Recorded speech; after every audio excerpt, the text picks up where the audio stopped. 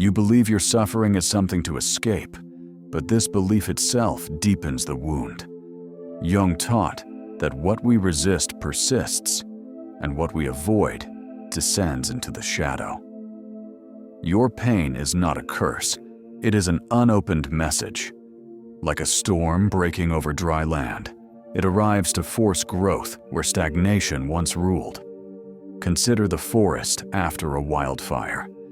What appears as devastation is, in truth, renewal. Seeds sealed by heat finally open. In the same way, your anguish exposes what your conscious mind could no longer contain. A man once came to ruin after losing everything he had built. In the ashes, stripped of status and certainty, he encountered parts of himself he had long denied. This was not his destruction, but his initiation. Your suffering is not asking you to disappear. It is asking you to descend, to look, to listen. You have been taught, quietly and repeatedly, that pain is a sign of failure. That if you were stronger, wiser, more disciplined, you would not feel this heaviness pressing against your chest. But this belief belongs to the surface mind, not to the soul.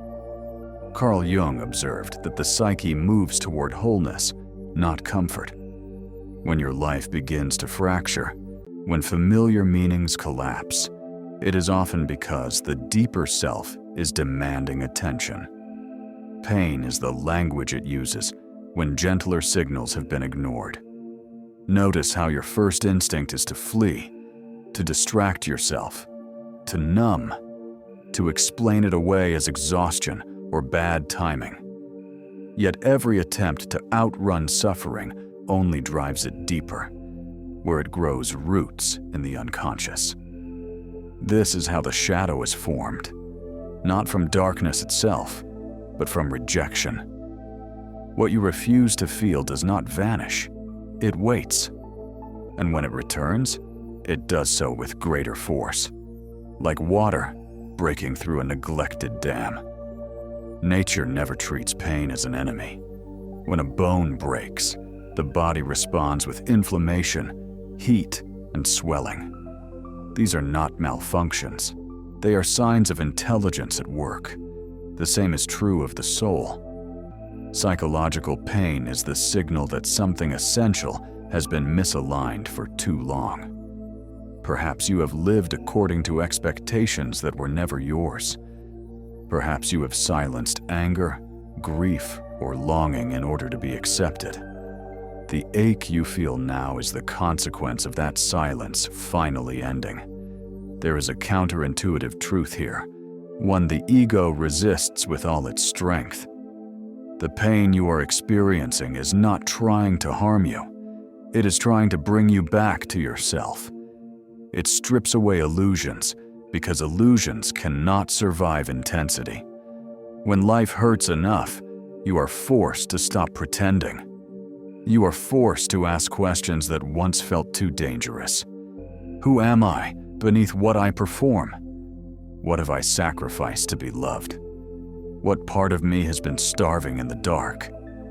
Think of a mountain under pressure. Over time, invisible forces shift beneath the surface until the earth cracks and reshapes itself.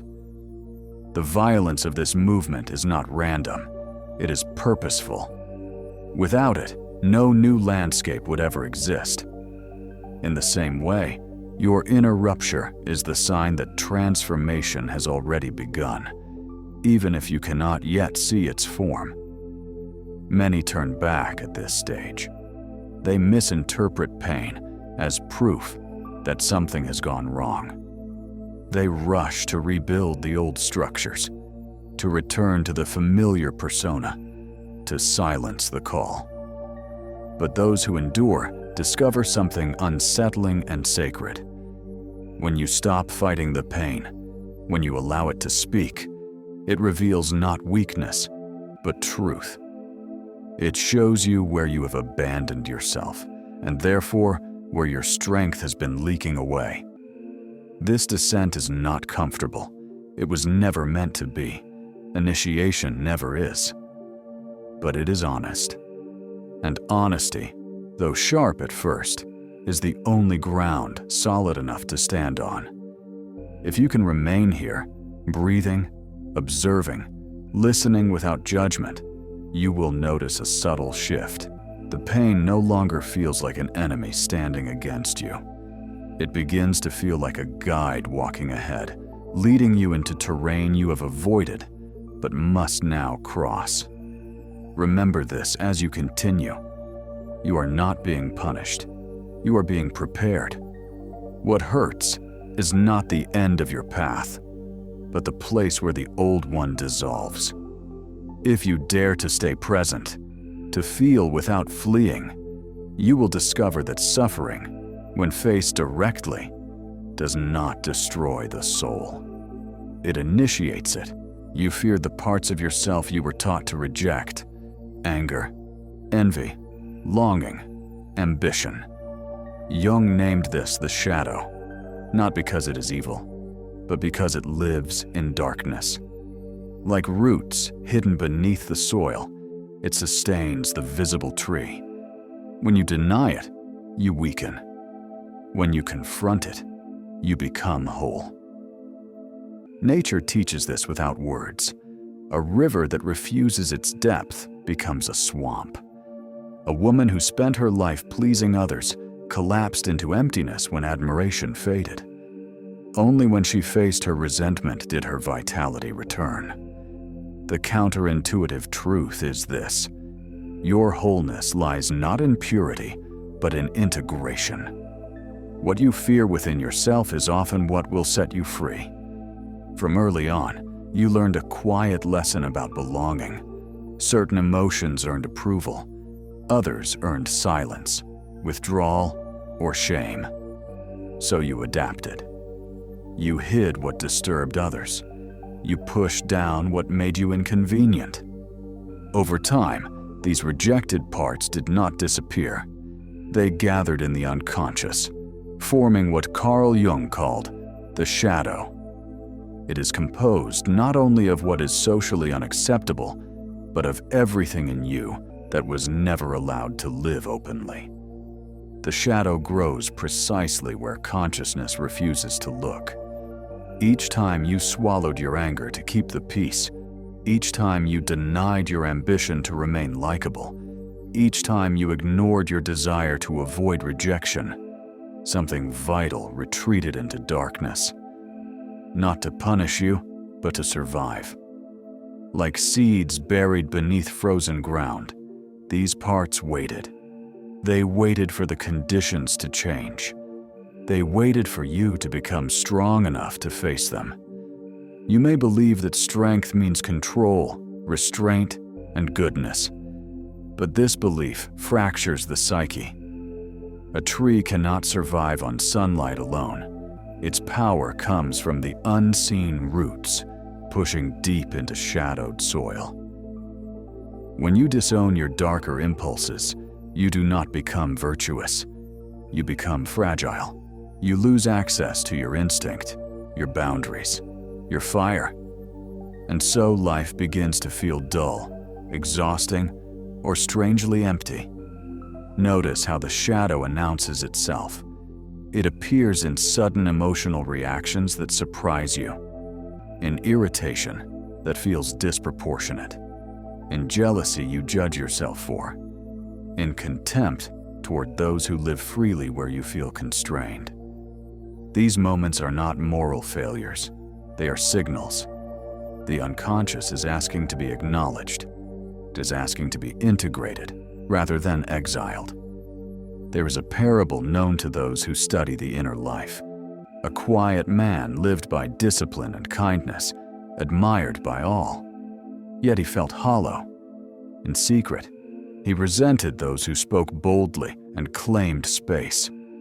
One day, under pressure, his rage erupted. Ashamed, he sought understanding rather than suppression. In doing so, he discovered that beneath his anger lived clarity, strength, and the courage to say no. What he had called darkness was, in truth, unused power. Nature never moralizes its forces. The same fire that destroys also warms and illuminates. The same ocean that drowns also carries ships across continents. The psyche works by the same law. When anger is denied, it rots into bitterness. When ambition is denied, it turns into envy. When desire is denied, it hardens into apathy. But when these energies are brought into consciousness, they become discernment, purpose, and vitality. This is why integration, not eradication, is the task. To confront the shadow does not mean acting out every impulse. It means seeing clearly, naming what lives within you without judgment, holding it in awareness until it transforms. The moment you say, "This too is part of me," the shadow loses its destructive edge. It no longer needs to sabotage from below. It becomes an ally. You may resist this truth because it challenges the identity you worked so hard to maintain. Yet the cost of refusing the shadow is far greater. A life lived in fragments cannot sustain meaning. Wholeness demands courage, not perfection. It demands that you stand before yourself without masks and endure what you see long enough for understanding to emerge. If you dare to continue this descent, you will find that what frightened you was never your darkness, but your potential. The shadow holds not only what you disowned in pain, but what you disowned in power. And when you reclaim it, your life force returns. Not loudly, not dramatically, but steadily, like groundwater rising after a long drought. You have worn a face shaped by expectation, approval, survival. Jung called this the persona, the mask presented to the world. It protected you once, but now it suffocates you. Like a snake that has outgrown its skin, you feel restless, irritable, confined. Nature sheds without apology. Autumn does not mourn its leaves. A man who lived as the reliable one found himself empty and resentful. When illness forced him to stop performing, he discovered a quieter, truer voice beneath the role. The truth you resist is this: you cannot be loved for who you are if you insist on being who you are not. The persona is not a lie in the beginning. It is a necessary adaptation. As a child, you learned which parts of yourself brought safety, approval, or love. You learned when to smile, when to stay silent, when to be strong, when to be useful. Over time, these adaptations hardened into an identity. What began as protection slowly became a prison. Carl Jung warned that when the persona is mistaken for the self, the soul begins to starve. You may feel this starvation now as fatigue without clear cause, as irritation toward people who ask things of you, as a quiet resentment toward a life that looks functional from the outside, but feels hollow within. The persona demands constant maintenance. It must be upheld, defended, adjusted. It cannot rest. And because it exists for others, not for truth, it slowly disconnects you from your inner center. Notice how much energy it takes to remain consistent, to always be the strong one, the good one, the dependable one, the agreeable one. These roles win praise, but they extract a cost. The cost is spontaneity. The cost is authenticity. The cost is the freedom to change. When the persona dominates, even joy becomes performance, and sorrow must be hidden to preserve the image. Nature offers a simple lesson. A tree that refuses to drop its leaves in winter will die under their weight.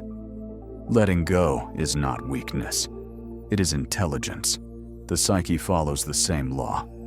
When the time comes to shed an identity, resistance only deepens the suffering. You feel this resistance as anxiety, as a fear of disappointing others, as guilt for wanting more than what you have been praised for being. There is a quiet terror beneath this stage. If you stop performing, who will you be? If you remove the mask, will anything remain? Jung understood this fear well.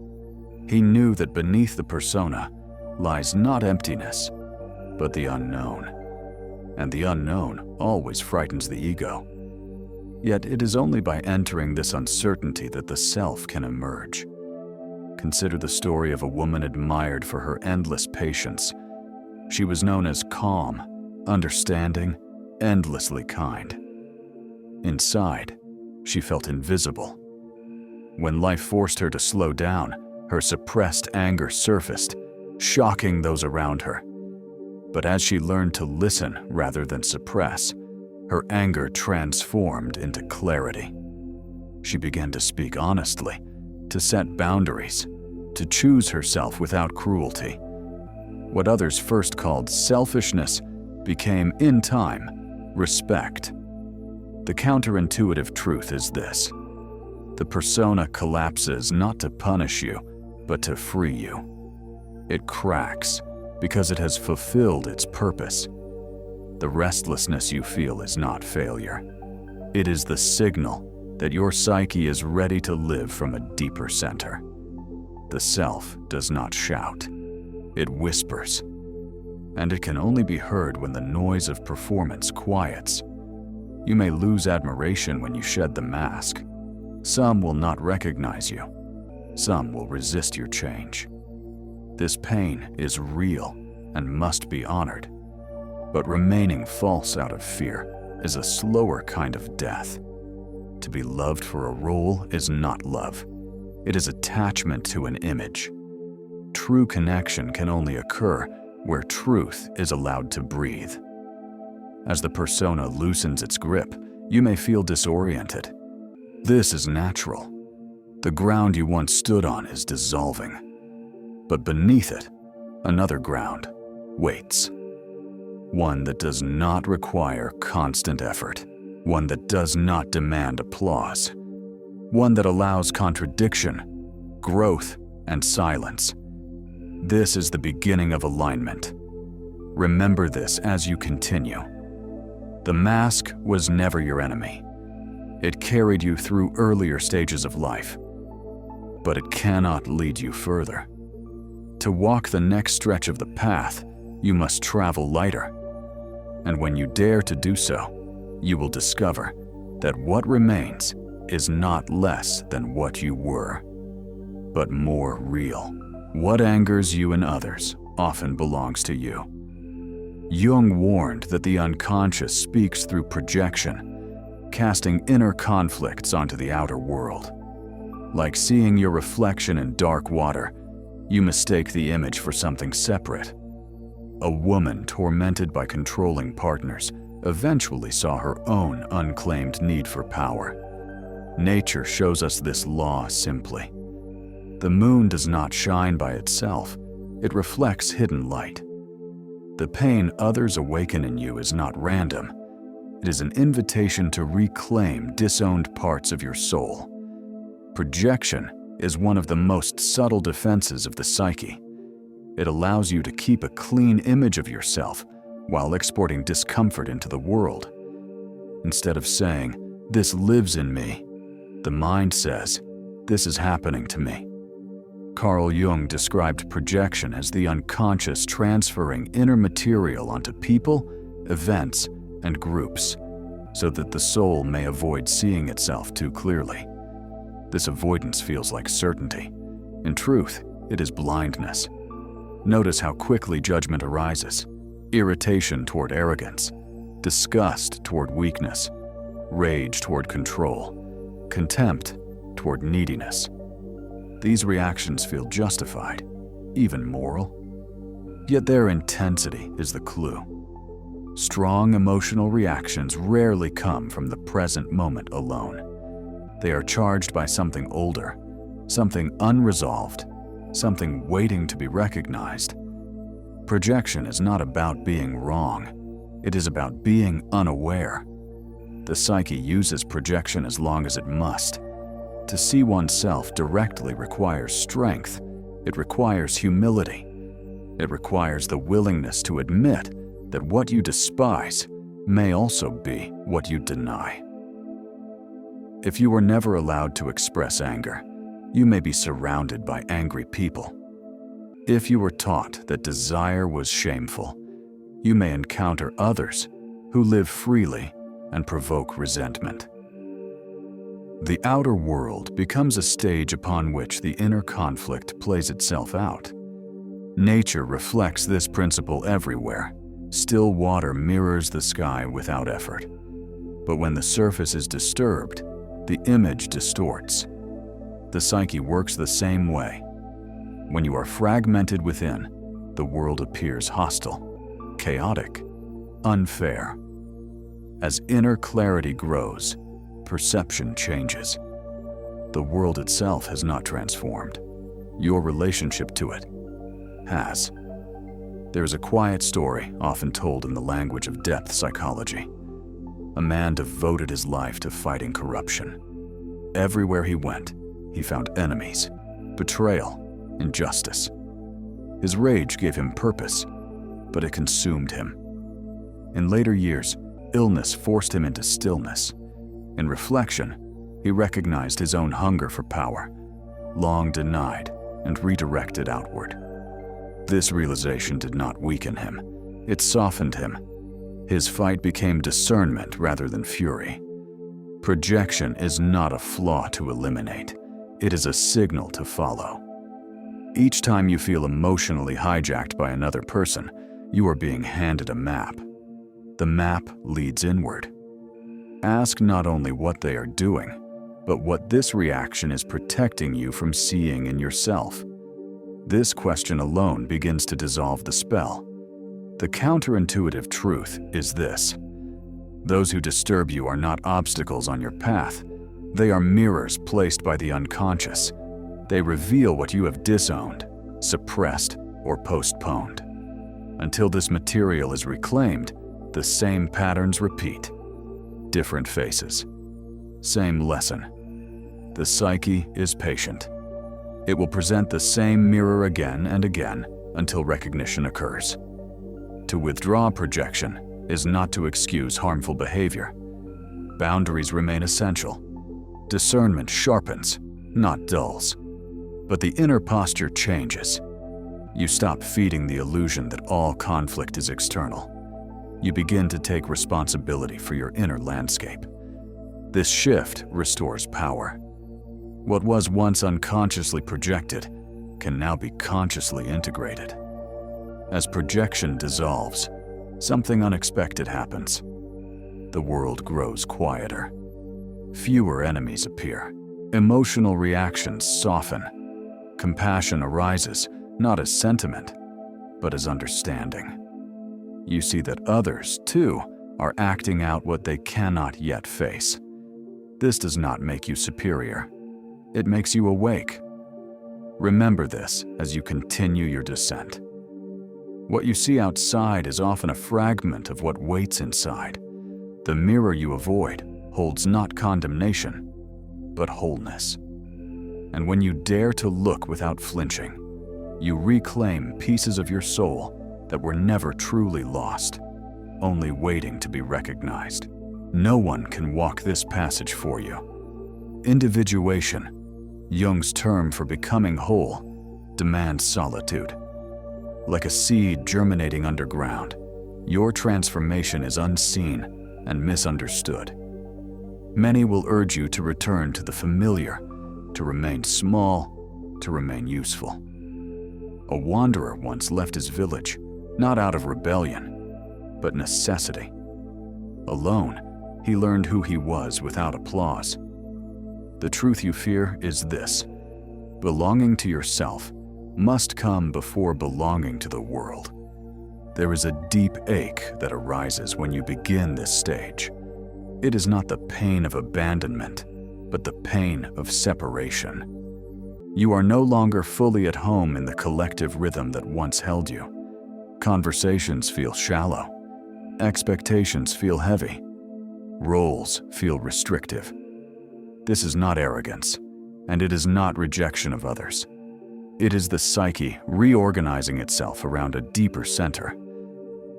Carl Jung understood individuation as a movement away from unconscious identification with the group and toward conscious relationship with the self.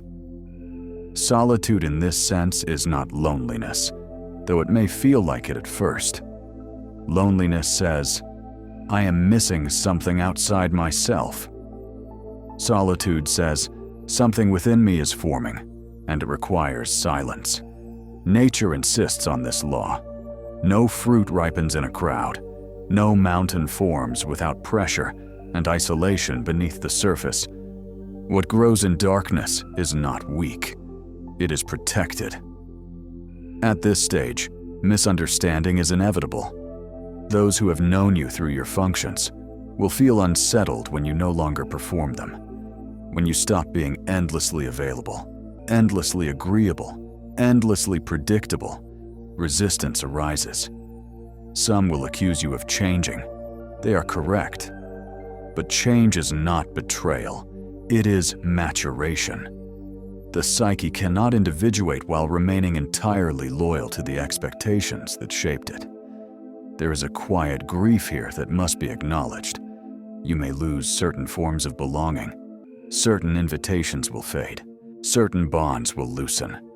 This loss is real, and it deserves mourning. But clinging to connection at the cost of inner truth leads to fragmentation. To remain everywhere is to be nowhere. To be whole, you must be willing to stand alone. A brief parable is often told in the language of inner work. A young craftsman lived in a busy city, praised for his skill. Yet his work felt empty to him. One winter, he left to live alone by the sea. The silence frightened him.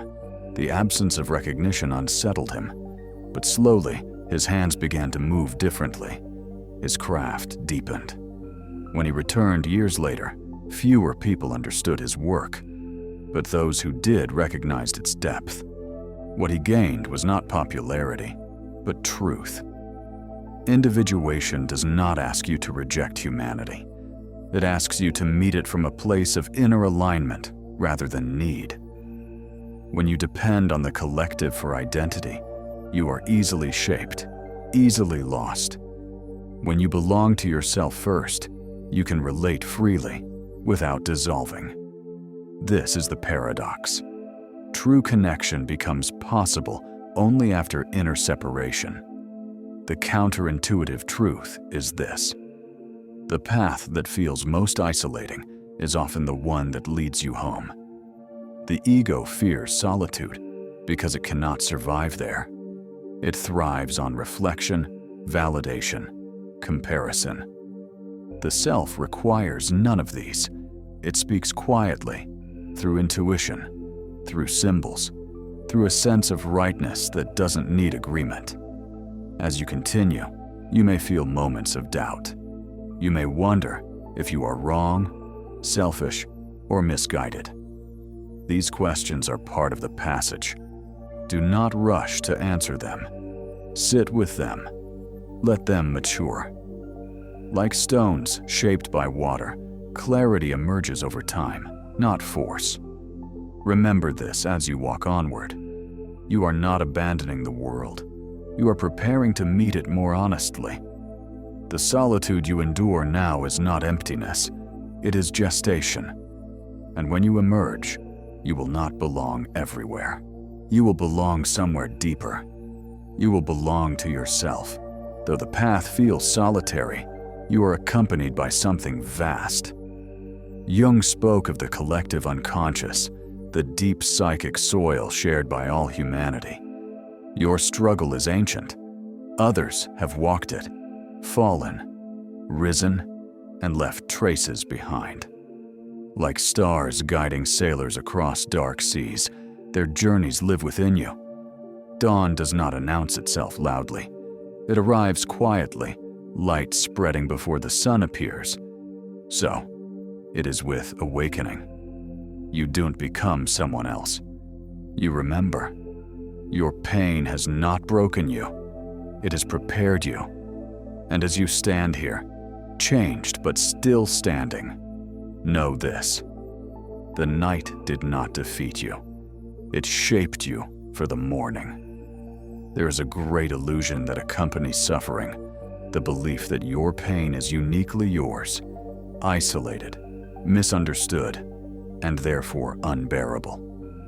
This illusion deepens despair. Yet the truth is far older and far steadier.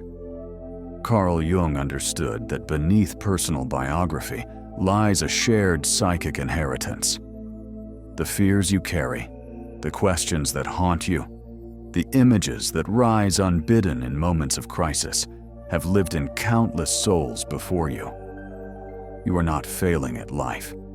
You are participating in a human passage that predates language.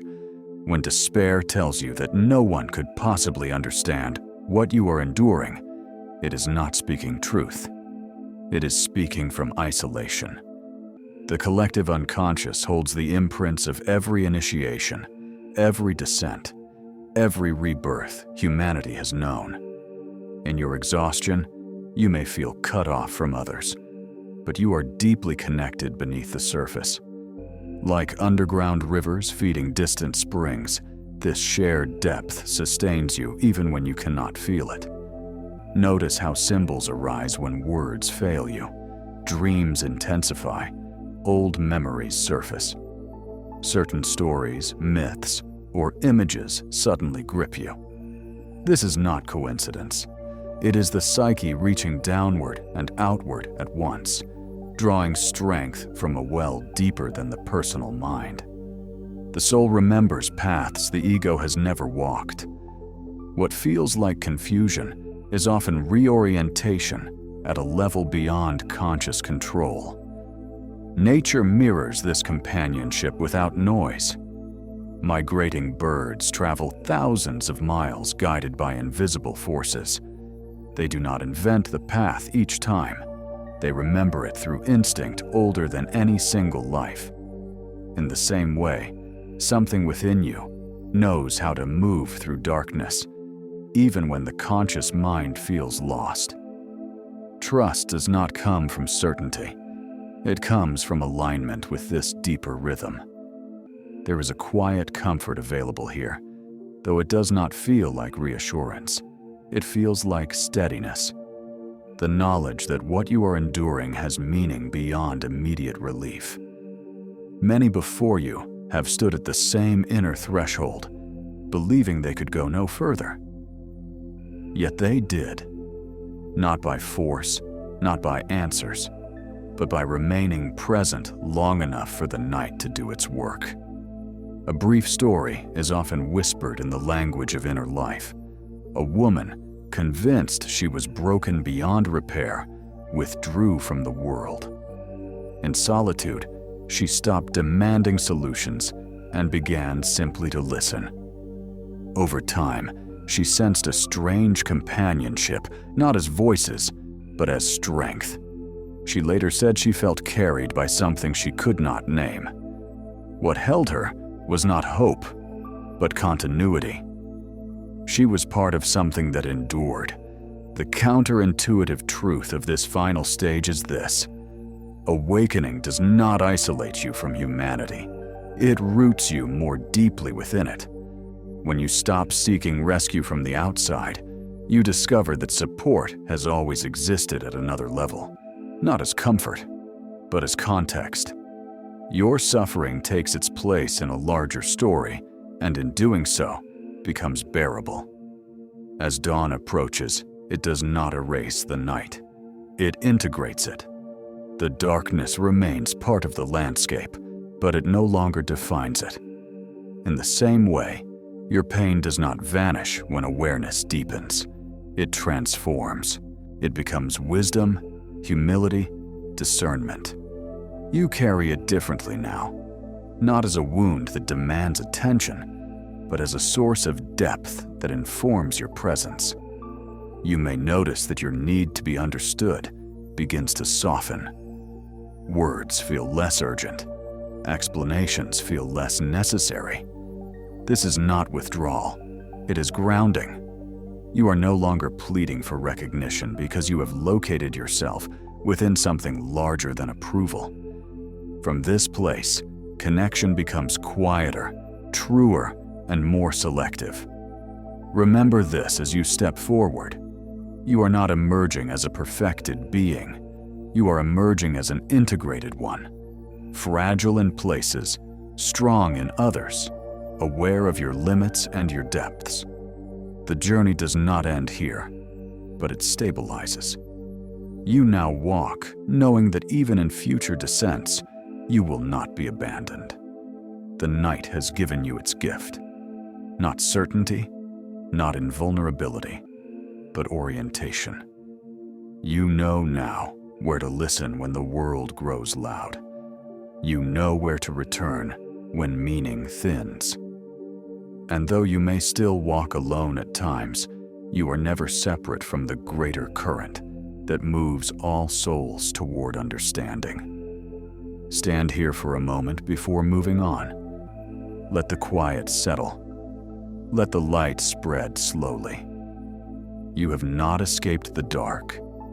You have learned how to pass through it. And that knowledge will remain with you, steady and unspoken, as you continue toward your own morning.